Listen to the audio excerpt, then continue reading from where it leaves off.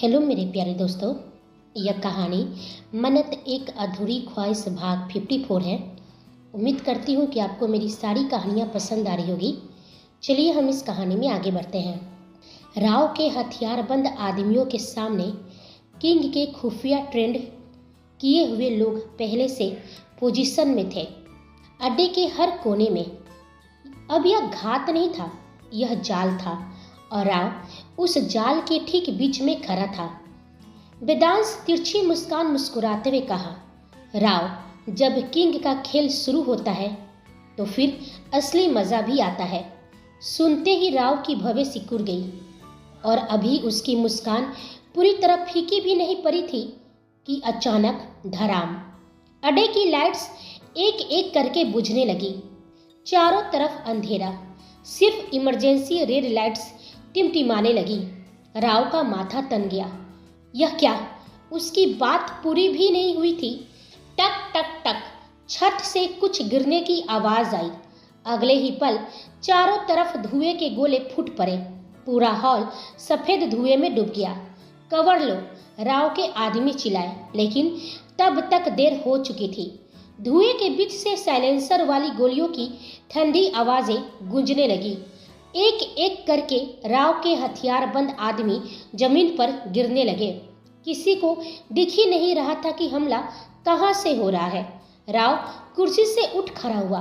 उसकी आवाज में पहली बार घबराहट की हल्की सी दरार आई। लाइट्स ऑन करो अभी। लेकिन उसी पल बीप, उसके कंट्रोल पैनल की स्क्रीन ब्लैक हो गई। राव की आंखें फैल गई। वह समझ गया यह कोई इमरजेंसी नहीं थी, यह कंट्रोल टेक ओवर था। धुएं के बीच से वेदांश की ठंडी आवाज गूंजी, अलार्म तुम्हारा था राव, लेकिन सिस्टम मेरा। राव ने चारों तरफ देखा। उसके आदमी या तो गिर चुके थे या अंधेरे में भटक रहे थे। कबीर और मयंक ने उन पर आखिरी निशाना लगाया और वो भी ढेर हो गए। राव की आंखों में खौफ उतर आया। वहीं वेदांश ठंडी और बेहद शांत आवाज में बोलता है, तुमने क्या सोचा था? अलार्म बजेगा और किंग भागेगा? उसकी आंखों में शिकारी चमक उतर आई। लेकिन तुम भूल गए राव, शिकार तब तक जिंदा रहता है जब तक किंग चाहे। राव का गला सूख गया। पहली बार उससे एहसास हुआ यह लड़ाई उसके अड्डे में नहीं, किंग के नियमों पर लड़ी जा रही थी। राव जब वेदांश की आंखों में झांकता है तो वह भीतर तक कांप जाता है। उसी पल उसे एहसास हो जाता है यह खेल उसका नहीं था जिसे वो अपनी जीत समझ रहा था। वह दरअसल वेदांश का बिछाया हुआ जाल था और जाल अब कस चुका था। वेदांश अपनी कुर्सी से उठता है, धीरे धीरे कुर्सी को घुमाते हुए बेहद शांत लेकिन जहर में डूबी आवाज में बोलता है, राव उर्फ रमेश। नाम सुनते ही राव की सांस अटक गई। उसके चेहरे का रंग पल भर में उड़ गया।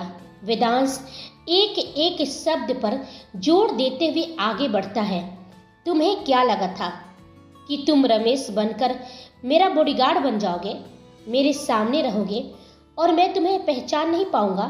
वह राव के बेहद करीब आ जाता है। राव की आंखों में खौफ उतर गया। वेदांश गुर्राते हुए कहा, शुरुआत से लेकर अब तक जो कुछ भी हुआ वह सब मेरी चाल थी। मैं जानता था जिस जाल को मैं बिछाऊंगा उसमें तुम सबसे पहले फंसोगे। राव की आंखों में डर गहराने लगता है। पहली बार जब तुम मेरे बॉडीगार्ड बने वो भी मेरी ही प्लान थी। मैं चाहता था कि तुम मुंबई आओ और तुम ठीक वैसे ही करते चले गए जैसा मैंने चाहा। अब वेदांश की आवाज में ठंडा गुस्सा उतर आया।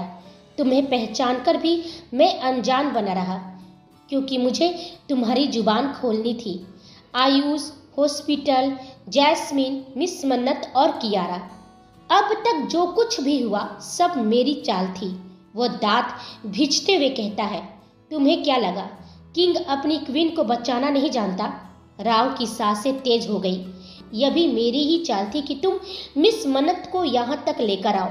मैं चाहता तो एक पल में उन्हें तुम्हारे चंगुल से निकाल सकता था, लेकिन मुझे यह जानना था तुम्हारे इरादे क्या है और मिस मन्नत तेरा सामना करे। वेदांश वापस जाकर आराम से कुर्सी पर बैठता है। कुर्सी की बाह पर उंगलियां थपथपाते हुए बोलता है, तू तो बहुत चालाक निकला। किंग बनने के लिए अपने ही बॉस मलिक को धोखा भी दिया। सच में तू माफिया वर्ल्ड का किंग बनना चाहता है ना? वह हल्की सी हंसी हंसता है, ऐसी हंसी जिसमें मजाक भी है और तिरस्कार भी। मानता हूं तू चालाक है, लेकिन किंग बनना हर किसी के खून में नहीं होता। वेदांश की आंखें कठोर हो गई। जंगल में बाघ चाहे कितना भी ताकतवर हो, खूंखार हो, लेकिन जंगल का किंग हमेशा शेर ही होता है, बाघ नहीं। वह झुककर बोलता है, तुम अपनी बेवकूफियों में, अपने ओवर कॉन्फिडेंस में गलती पर गलती करते चले गए। उसकी आवाज और भी गहरी हो जाती है। तुम्हें मालूम था कि मिस मन्नत के पीछे मेरी हाई लेवल सिक्योरिटी लगी है, फिर भी तुम ये भूल गए। उस दिन कियारा उन्हें लेकर आसानी से तुम तक पहुंच गई। वेदांश राव की आंखों में सीधा देखता है। यही तुम चुप कर गए राव, तुम पकड़ ही नहीं पाए और सपने देखने लगे माफिया वर्ल्ड का किंग बनने का। अब उसका आवाज एकदम से सख्त और ठंडी हो गई। किंग पावर है, किंग डर है, लेकिन सबसे खास किंग रिस्पॉन्सिबिलिटी है। एक पल का सन्नाटा छाया और किंग की कुर्सी, चाहे तुम हो या तुम्हारा वह मलिक, खैरात में नहीं मिलता। राव के चेहरे पर एक विक्षिप्त मुस्कान थी।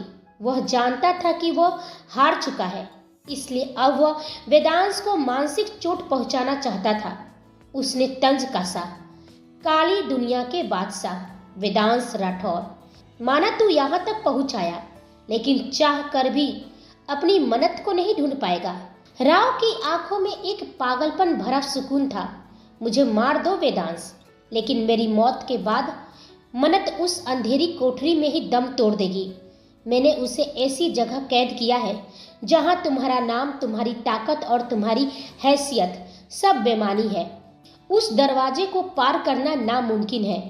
वेदांश के होठों पर एक ऐसी मुस्कान फैली जिसे देखकर मौत भी रास्ता बदल दे। वह अपनी कुर्सी पर और आराम से बैठ गया। उंगलियां आर्म रेस्ट पर थपथपाने लगी। ना कोई सिकन, ना कोई घबराहट। पीछे खड़े कबीर और मयंक भी इस नादान राव की बातों पर मुस्कुरा रहे थे। वेदांश ने बहुत ही शांत लेकिन कठिन आवाज में कहा, राव, तुम्हारी यही सबसे बड़ी कमजोरी है। तुम शतरंज के मोहरे तो बिछा लेते हो, लेकिन यह भूल जाते हो कि किंग हमेशा अपनी क्वीन की धड़कनें सुन सकता है। तभी वेदांश ने पास रखी एक स्क्रीन को ऑन किया। स्क्रीन पर मन्नत के कमरे का लाइव फुटेज चल रहा था। मन्नत जो पागलों की तरह दरवाजा पीट रही थी, रो रही थी। पल भर के लिए वेदांश के चेहरे पर एक गहरा दर्द उभर आया। उसकी मुठ्ठियां इस कदर कसी कि नाखून हथेलियों में गिर गए। मन्नत की बेबसी देखकर उसकी आंखों में वह जानलेवा ठंडक उतर आई जो तबाही का संकेत थी। मन्नत वहां हारकर फर्श पर बैठ गई थी। उसकी आंखों के आंसू वेदांश के सीने में खंजर की तरह चुभ रहे थे। उसकी छाती के भीतर कुछ टूट सा गया। उसकी नजर स्क्रीन पर जमी थी, मुठ्ठियां कस चुकी थी, सांसें भारी थी। वह मन ही मन बोल उठा, सॉरी जान, मुझे पता है कि आप टूट रही हैं। मुझे पता है कि आपको लग रहा है कि आप बिल्कुल अकेली हैं। मैं चाहूँ तो इसी पल इस कमरे का दरवाज़ा खोल सकता हूँ।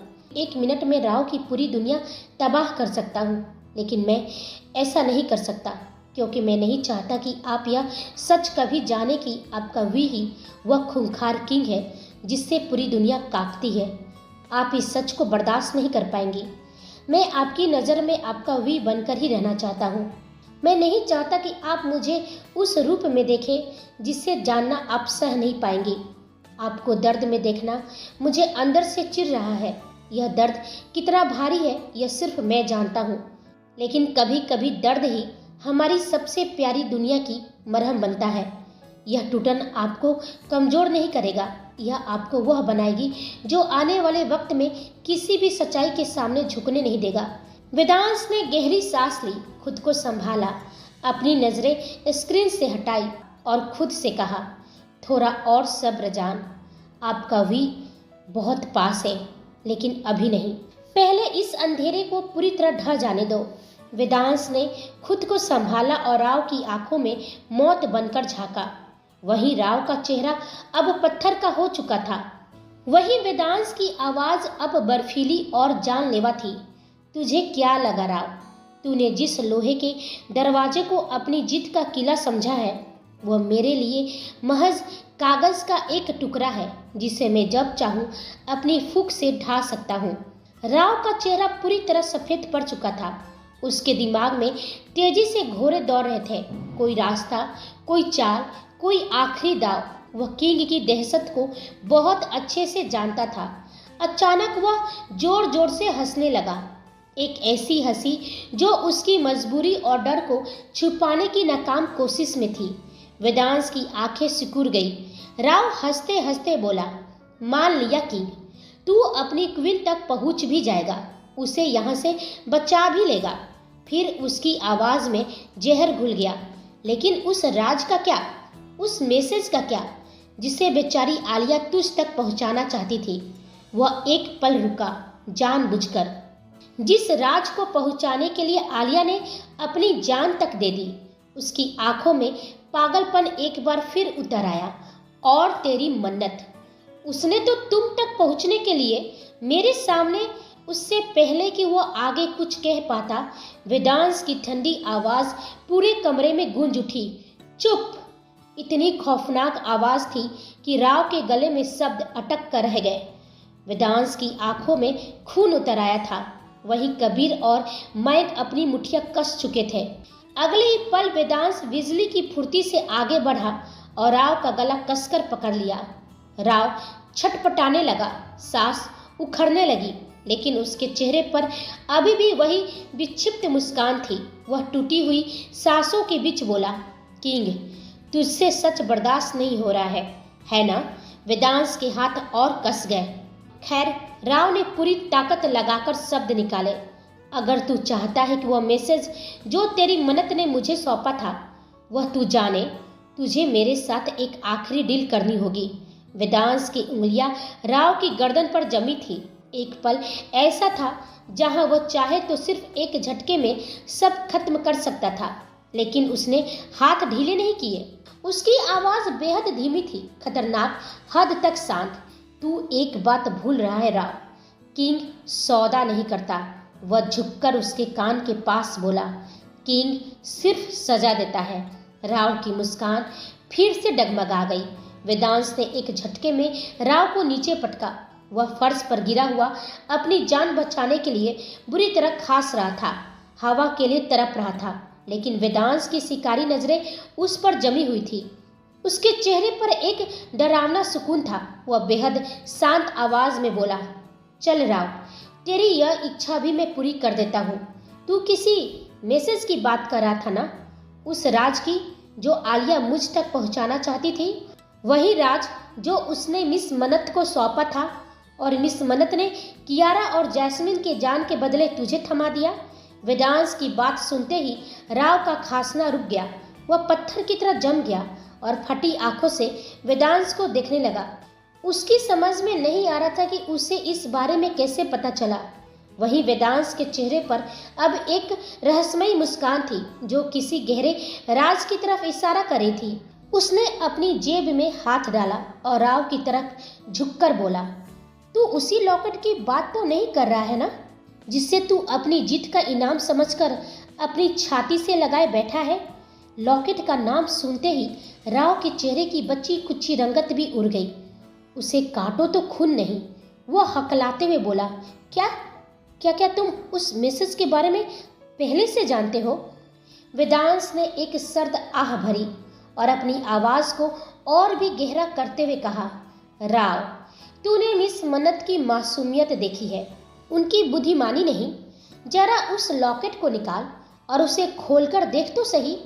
देख कि जिस राज के दम पर तू मुझसे सौदेबाजी कर रहा है वो असल में कोई राज है भी या महज एक खाली डिबिया?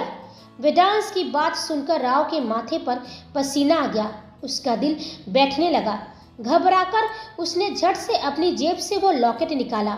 उसके हाथ कांप रहे थे।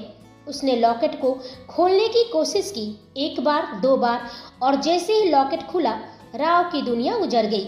वह लॉकेट अंदर से बिल्कुल खाली था, महज एक साधारण धातु का टुकड़ा। ना कोई राज, ना कोई संदेश, ना कोई चिप। राव पागलों की तरह उसे उलटता पलटता रहा। उसे यकीन ही नहीं हो रहा था कि उसके साथ इतना बड़ा खेल हो गया। अपमान, डर और गुस्से ने उसके चेहरे की रंगत काली कर दी। वह दांत पीसते हुए फुसफुसाया, मन्नत। उसकी आवाज में जहर और नफरत का सैलाब था। एक बार फिर तूने मुझे धोखा दे दिया। खुद को बहुत चालाक समझती है ना? राव की आंखों में अब मन्नत के लिए सिर्फ और सिर्फ खून सवार था। अब उसके सामने कोई भी रास्ता नहीं बचा था खुद को बचाने के लिए। उसकी हर चाल नाकामयाब हो गया था। उसने पूरी ताकत बटोरी और वेदांश के चेहरे पर एक जानलेवा मुक्का जड़ना चाहा, लेकिन वेदांश बिजली की फुर्ती से एक कदम पीछे हट गया। उसके चेहरे पर एक खौफनाक सुकून था। राव ने हार नहीं मानी। उसने दोबारा अटैक किया, फिर तीसरी बार, लेकिन हर बार वेदांश हवा की तरह उसके हाथों से फिसल जाता। राव दांत पीसते हुए कहा, मैं तुझे छोड़ूंगा नहीं वेदांश राठौर। आज तेरा अंत मेरे हाथों होगा। वेदांश ने एक ठंडी और चुभती हुई मुस्कान दी। उसने अपने कोट के बटन ठीक किए और बड़ी शांति से बोला, तुझे 3 मौके दिए थे राव, 3, पर तू भूल गया। मैं किंग हूँ और तू महज उस मलिक का एक मामूली सा पालतू कुत्ता। और शेर का शिकार करना कुत्तों के बस की बात नहीं होती। जैसे ही राव चौथी बार झपटा, वेदांश ने इस बार बचने की बजाय हमला किया। उसने राव की कलाई को हवा में पकड़ा और उसे मरोड़ते हुए एक ऐसा जोरदार मुक्का उसके पेट में जरा कि राव कई फीट दूर जाकर लोहे के ड्रम से टकराया। वेदांश गरजते हुए बोला, बस अब मेरी बारी। दोनों के बीच एक खूनी जंग छिड़ गई। राव अपनी पूरी जान लगा रहा था, लेकिन वेदांश के हर अटैक में एक ऐसी टेक्निकल बारीकी थी कि राव उसे छू तक नहीं पा रहा था। वेदांश किसी सधे हुए शिकारी की तरह राव के शरीर का हर ज्वाइंट पर वार कर रहा था।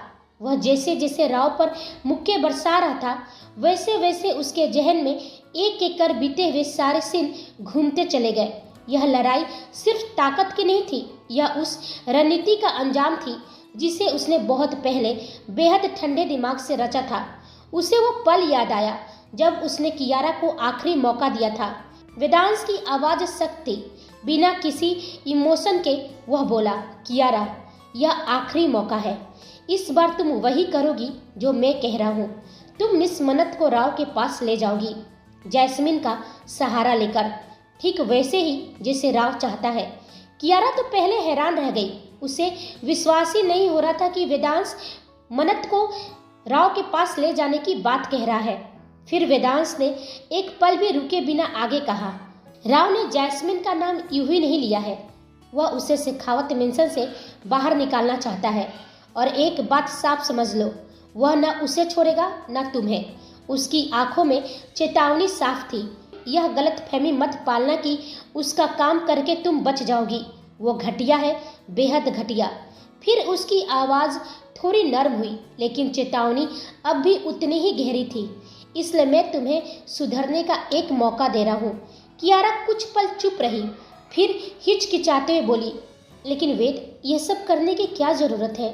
आप और राव, आपकी दुश्मनी सिर्फ मन्नत के लिए है ना? वेदांश समझ गया कि कहीं कियारा को उस पर शक न हो जाए। सबकी नज़र में वह हमेशा से एक सिंपल बिजनेसमैन ही था। उसने बिल्कुल नॉर्मल लहजे में कहा, ज़्यादा दिमाग चलाने की ज़रूरत नहीं है। पुलिस को राव जैसे आदमी की तलाश है। उसका इस तरह खुलेआम घूमना ठीक नहीं है, इसलिए पुलिस उसके अड्डे तक पहुंचेगी। फिर उसने जोर दिया, मैं उनका साथ दूंगा, सिर्फ साथ, ताकि राव भी पकड़ा जाए और मिस मन्नत का डर भी खत्म हो जाए। यह सुनते ही कियारा के चेहरे पर सुकून उतर आया। फिर वह कुछ सोचकर बोली, ठीक है वेद, लेकिन मुझे भी आपसे एक वादा चाहिए। आप उस वीडियो का जिक्र कभी मेरे परिवार या कबीर भाई के सामने नहीं करेंगे। वेदांश के चेहरे पर एक हल्की रहस्यमयी मुस्कान उभरी। उसने शांत स्वर में कहा, अगर तुम कहती भी नहीं, तब भी मैं ऐसा नीच काम कभी नहीं करता।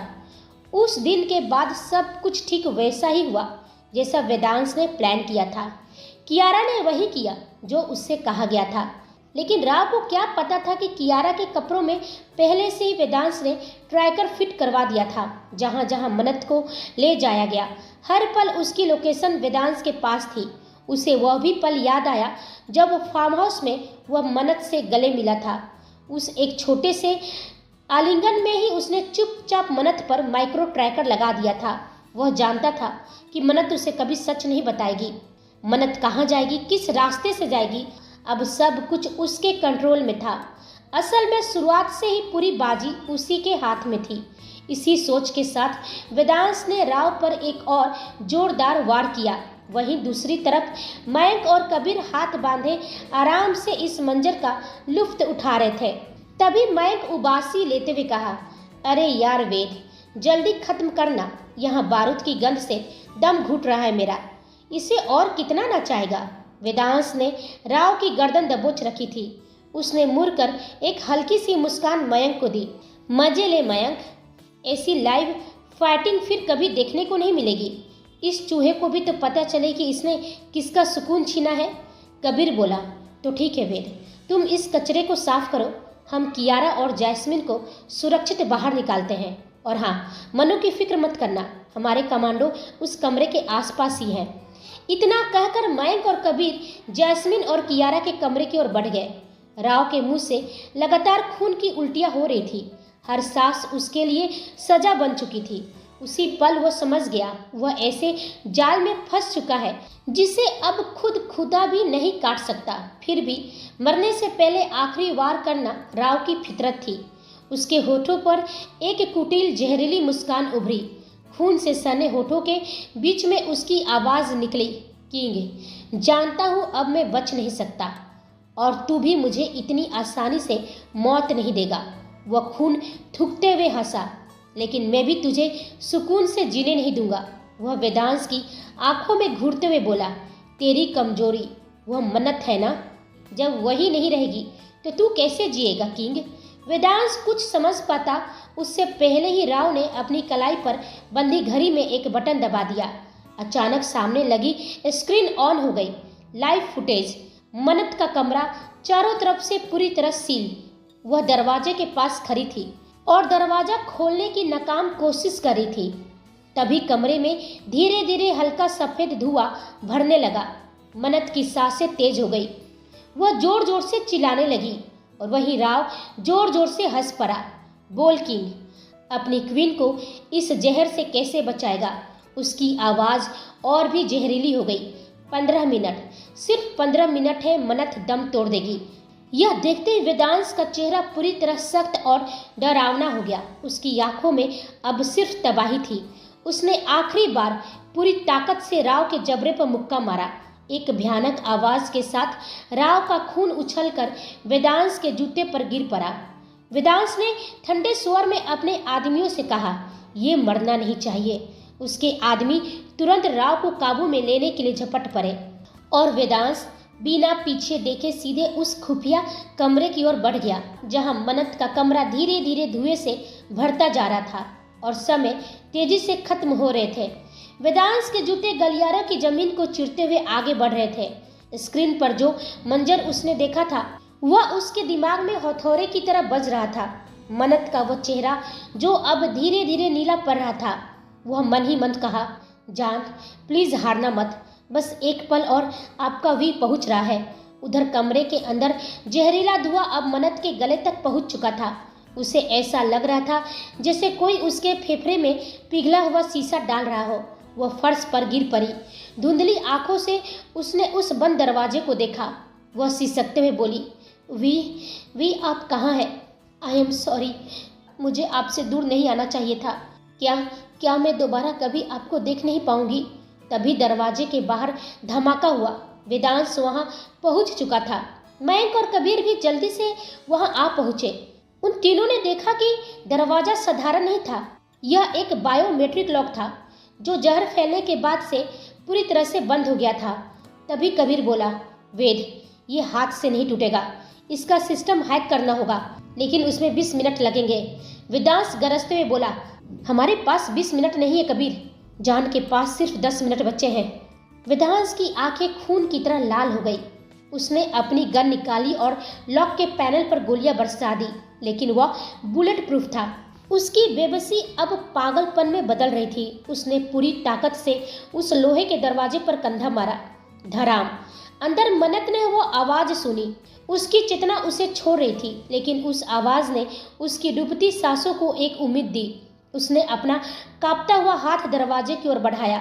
बाहर वेदांश का कंधा लहूलुहान हो चुका था, लेकिन उसे दर्द का एहसास नहीं था। उसे सिर्फ मन्नत की आखिरी हिचकी सुनाई दे रही थी। वह चीखते हुए बोला, मयंक, सारा बारूद यहाँ लगाओ, इस दरवाजे को उड़ा दो। मयंक घबराकर बोला, पर वेद, अगर बारूद ज्यादा हुआ तो अंदर मनु को भी चोट लग सकती है। वेदांश रुका। उसकी आंखों से एक आंसू टपक कर उसके गाल पर बह गया। एक तरफ जहर था, दूसरी तरफ धमाका। मौत दोनों तरफ खड़ी थी और किंग को आज अपनी जिंदगी का सबसे मुश्किल फैसला लेना था। वेदांश ने एक पल के लिए अपनी आंखें बंद की। बाहर की चीखें और अंदर का शोर जैसे उसके लिए थम गया हो। उसके दिमाग में घोड़े बिजली की रफ्तार से दौड़ने लगे। उसने अपनी मुट्ठियां इतनी जोर से कसी कि उसकी नसें फटने को रेडी थी। अचानक उसकी आंखें खुली। उनमें एक चमक थी। एक रास्ता मिल चुका था। वह गरजते हुए कहा, कबीर, इस पूरे सिस्टम का मेन हब कहाँ है? हमें उस कंट्रोल पैनल को जड़ से उखाड़ना होगा। यह सुनते ही कबीर और मयंक के मुरझाए चेहरे पर उम्मीद की चमक लौट आई। वे समझ गए कि अब किंग अपना असली खेल दिखाने वाला है। तीनों बिजली की गति से राव के उस खुफिया सिस्टम रूम की तरफ बढ़े। अब घड़ी की सुइयां मौत का तांडव नाच रही थी। वेदांश के पास मन्नत को बचाने के लिए सिर्फ 5 मिनट बचे थे। कमरे में घुसते ही वेदांश ने एक बाज की नजर से सारे सिस्टम को ऑब्जर्व किया। अगले ही पल उसकी उंगलियां कीबोर्ड पर ऐसे नाचने लगी जैसे वो कोई संगीत बजा रहा हो। कोडिंग की रफ्तार इतनी तेज थी कि मयंक और कबीर की आंखें भी उसे पकड़ नहीं पा रही थी। वेदांश ने कहा, मयंक, हमारा वो खुफिया चाबी निकालो, जल्दी। मयंक ने तुरंत एक मोटा सा मेटालिक बॉक्स निकाला। यह कोई साधारण चाबी नहीं थी। यह थी माफिया वर्ल्ड की सबसे रहस्यमयी चीज, घोस्ट की। एक ऐसी मैजिक की जो सिर्फ किंग के पास ही होती थी। इसकी ताकत ऐसी थी कि दुनिया का कोई भी सुरक्षा तंत्र, कोई भी फायरवॉल इसके सामने टिक नहीं सकता था। वेदांश की आंखें उस विशाल स्क्रीन पर जमी थी। पसीने की एक बूंद उसके माथे से टपक कर कीबोर्ड पर गिरी, लेकिन उसका ध्यान नहीं भटका। समय रेत की तरह हाथ से फिसल रहा था। अब सिर्फ 60 सेकेंड बचे थे, 1 मिनट और मन्नत की आखिरी सांस। वेदांश ने एक एक करके सारे सुरक्षा घेरों को तबाह कर दिया। सिस्टम में धमाके होने लगे, लाल बत्तियां जलने लगी। मन्नत के कमरे तक जाने वाली जहरीली गैस की पाइपलाइंस के कनेक्शन कटने लगे। वेदांश दांत पीसते हुए कहा, बस एक आखिरी पैनल, सिर्फ एक। उसकी उंगलियां उस आखिरी एंटर बटन पर थी। उसने एंटर दबाया। पूरा कमरा एक पल को सन हो गया। फिर सारी स्क्रीन काली पड़ गई। सारे सर्वर एक साथ बंद। System dead. टाइमर रुका। कबीर की सांस छूट गई। मयंक के चेहरे पर मुस्कान खिल गई। जैसे ही आखिरी पैनल डिस्ट्रॉय हुआ, मन्नत के कमरे का भारी दरवाजा एक गूंज के साथ खुल गया।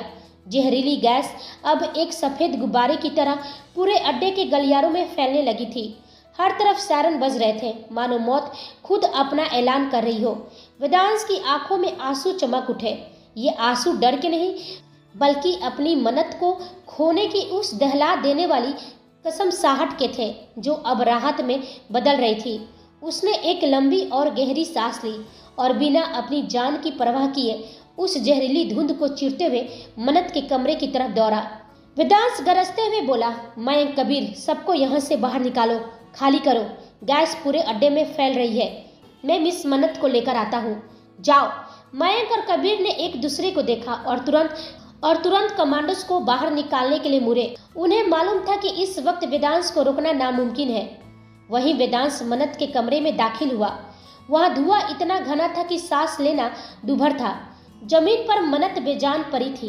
वेदांश ने झपटकर उसे अपनी बाहों में भर लिया और उसे सीने से सटा लिया। वह कांपती आवाज में बोला, जान, आंखें खोलिए, देखिए, मैं आ गया हूँ। उसने तुरंत मन्नत की गर्दन पर अपनी उंगलियां रखी। उसकी धड़कनें धीमी थी। बहुत धीमी लेकिन चल रही थी।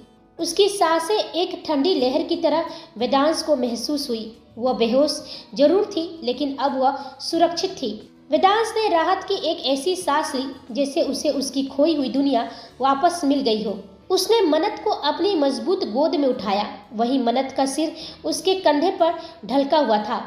वेदांश ने उसके माथे को चूमा और तेज कदमों से बाहर की तरफ बढ़ा।